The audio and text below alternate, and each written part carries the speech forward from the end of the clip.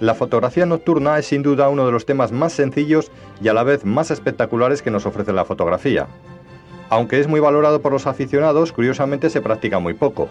Eso es así sin duda por tener que desarrollarse en una franja horaria a la que solemos dar otras prioridades. Sin embargo, ofrece gran número de posibilidades que pueden ayudar muy bien a poner el broche de oro a cualquier reportaje que realicemos, por ejemplo, en nuestras vacaciones. Para una salida nocturna, aparte de nuestra cámara, necesitaremos lo siguiente. En primer lugar, un trípode. Este aparato es fundamental. De noche hay poca luz y se necesitan velocidades bajas para exponer bien la película o el CCD digital sin riesgo a que salgan las fotos movidas, por lo que resulta imprescindible.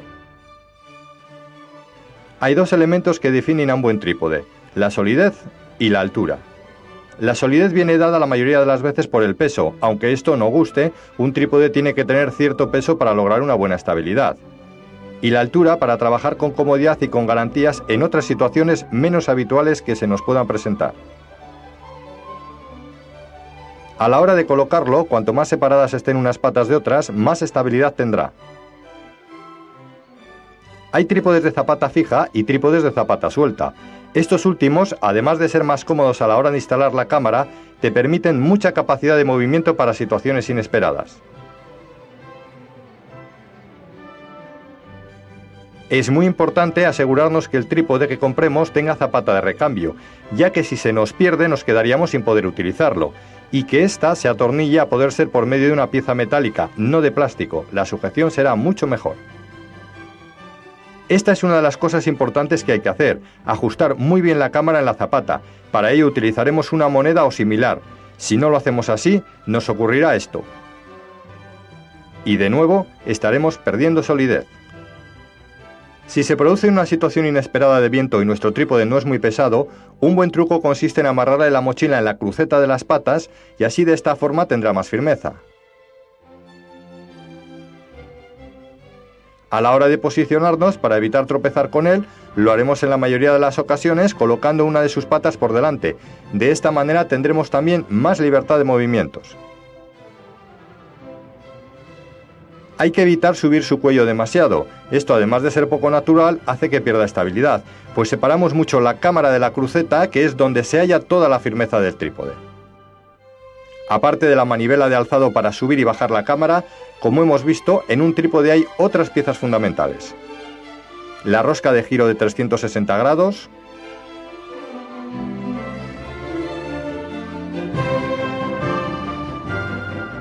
el mando de inclinación de la cámara,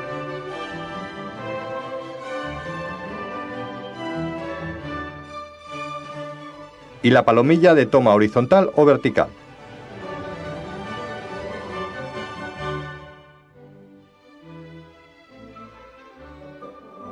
Básicamente el manejo de un trípode consiste en aflojar y apretar. Aflojar para ganar la posición y apretar cuando la tengamos.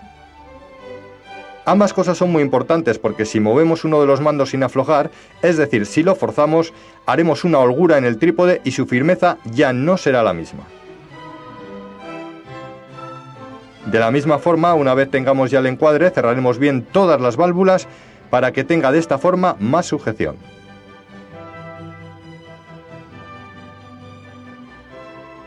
Mucho cuidado con dejar suelto el mando de inclinación de la cámara, especialmente si tenemos un teleobjetivo, ya que puede darnos más de un disgusto. Aparte del volumen y el peso, lo que más molesta al aficionado es lo lento que suele resultar el fotografiar con este aparato. Hay que mover demasiadas cosas para poder encuadrar como es debido.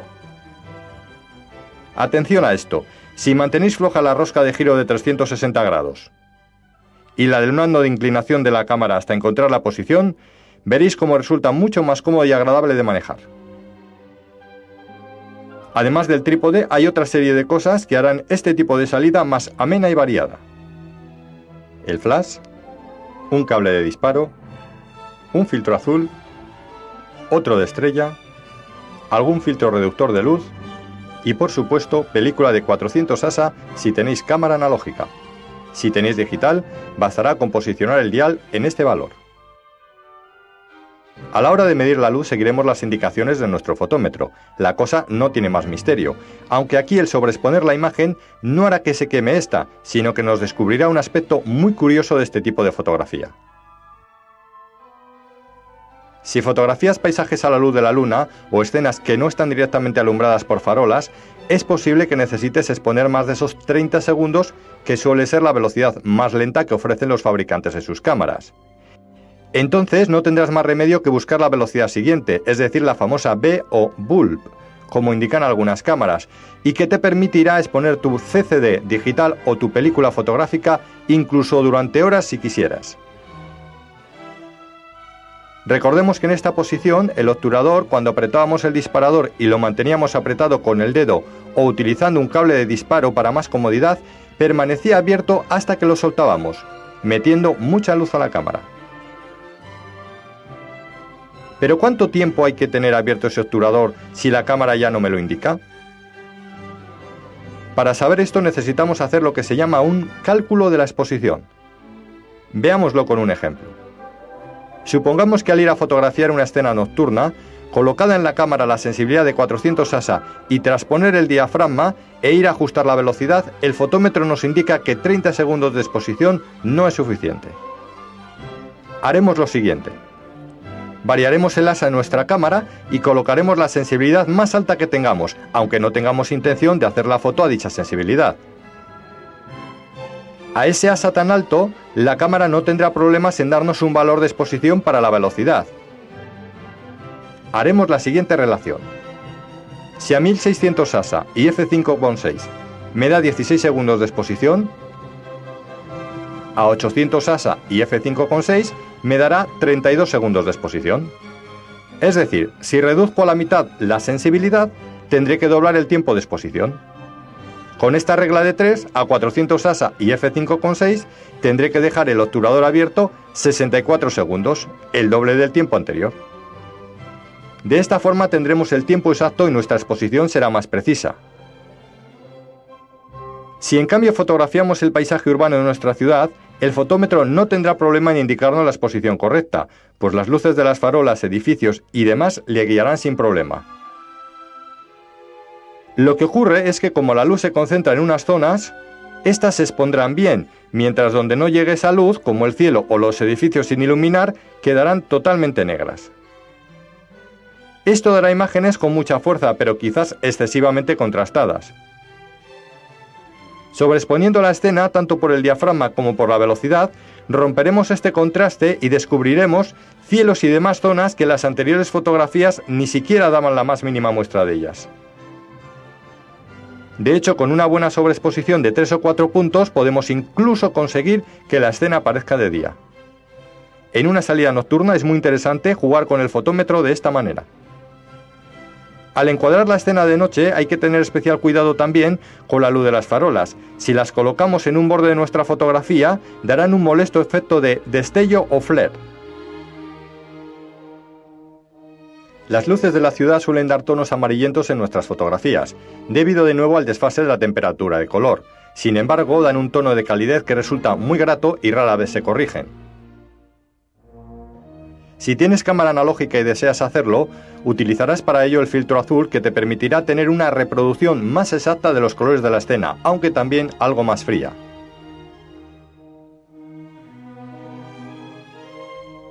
Las cámaras digitales tenderán a hacer balance de blancos, sin embargo el conjunto de luces de una ciudad es complejo y en automático no siempre aciertan.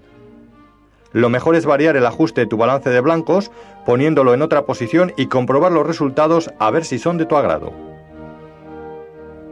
El filtro de estrella no debería de faltar en ninguna salida de este tipo, pues es sin duda la noche donde más puntos luminosos se encuentran. Podemos lograr composiciones muy elegantes.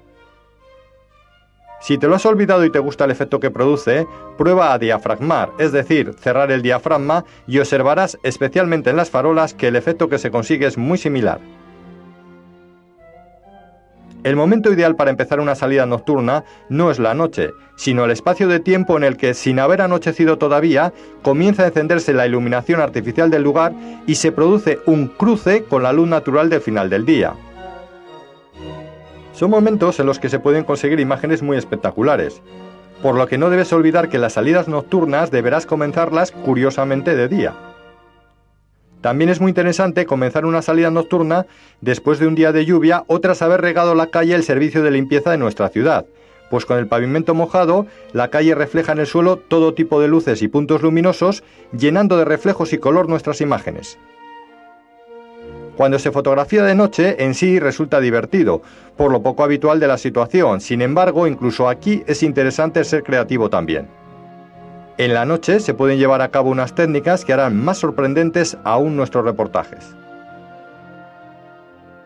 Fotografiar coches u otros vehículos en movimiento a velocidades lentas, 1 o más segundos, hará que las luces de estos se impresionen como largas estelas de color que discurren por las calles. Si en el lugar en el que estás hay un exceso de iluminación y no te permite tu fotómetro exponer mucho tiempo, cierra al máximo el diafragma para provocar esas velocidades lentas, e incluso puedes ayudarte también de filtros que reducen la entrada de luz, como el gris graduado, el gris neutro o el polarizador.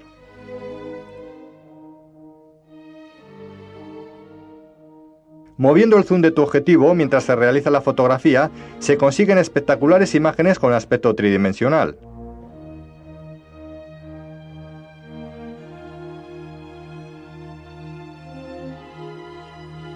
Moviendo la cámara en diferentes direcciones con el obturador abierto sobre luces, tanto en escenas estáticas como de movimiento, puede darnos imágenes que parecen pinturas coloristas.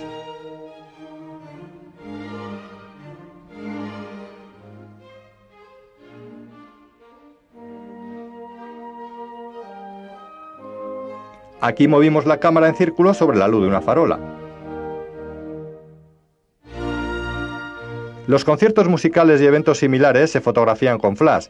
Si no lo hacéis así, vuestras fotos aparecerán movidas, y con alguna que otra dominante también, que no reproducirán en absoluto lo que visteis. Con el empleo del flash se congelará el movimiento y dejará ver esos bonitos juegos de luces de este tipo de espectáculos. Emplees el tipo de flash que emplees, no olvides vigilar las distancias y ojo a esas feas sombras de los fondos. Recuerda el truco de la toma horizontal que te comentamos. ¿Y qué ocurre si vemos un bonito edificio y queremos fotografiarnos junto a él? Podemos intentarlo, pero sin el flash nos ocurriría algo parecido a esto. Lo mejor es utilizarlo empleando la técnica de flash de relleno de noche. Es muy similar a la técnica del flash de relleno de día, pero tiene algunas variantes en su ejecución. Lo haremos con flash manual o manual con automatismos. En primer lugar, buscaremos el diafragma en base a la distancia que nos vamos a situar de la cámara.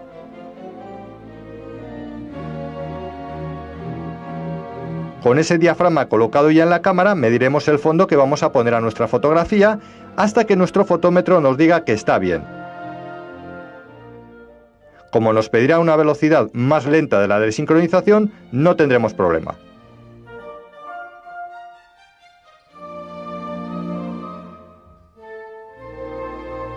Colocaremos el autodisparador de la cámara .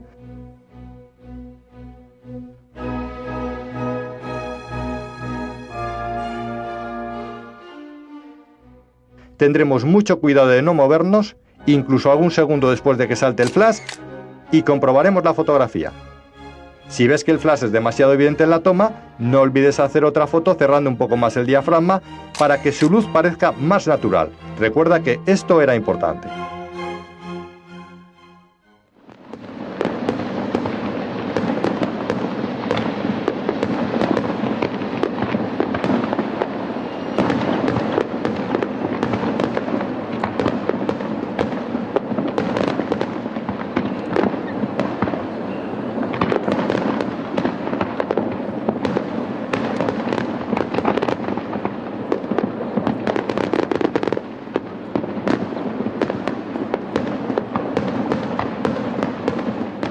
Las fotografías de fuegos artificiales gustan a todo el mundo. Lo cierto es que resultan muy espectaculares y además son más sencillas de realizar de lo que pensáis. Lo primero, una vez bien instalada nuestra cámara en el trípode y con el encuadre ya preparado, nos olvidaremos por completo de nuestro fotómetro e iremos directamente a la velocidad B o BUL. Una vez empiecen los juegos y tras comprobar que entran perfectamente en nuestro encuadre, Pulsaremos el disparador y lo mantendremos pulsado mientras explotan varios en el firmamento. Al cabo de unos segundos lo soltaremos y repetiremos la operación de esta forma una y otra vez. Esto se hace así porque un único fuego resulta muy soso, por eso se mantiene el obturador abierto durante más tiempo, para que se reproduzcan varios en la imagen y de esta forma hacer la fotografía más espectacular. Varía el diafragma y verás cómo se aclaran u oscurecen los objetos cercanos al suelo. El sencillo flash de la cámara nos puede ayudar a iluminar el primer plano si hemos cerrado mucho el diafragma. Si no utilizas autodisparador, ten cuidado de no cargarte sobre la cámara y presiona con cuidado el botón de disparo. Un consejo importante: cuando se realizan fuegos artificiales hay que situarlos. No es conveniente que aparezcan solo ellos en el encuadre. Para ello, lo mejor es tomar una referencia a tierra en la parte baja del encuadre. Haciendo esto, además de hacer la fotografía más interesante, esta no aparecerá tan plana. No obstante, también se puede salpicar el reportaje con alguno sin este tipo de referencia. Un gran angular nos vendrá muy bien para realizar este cometido.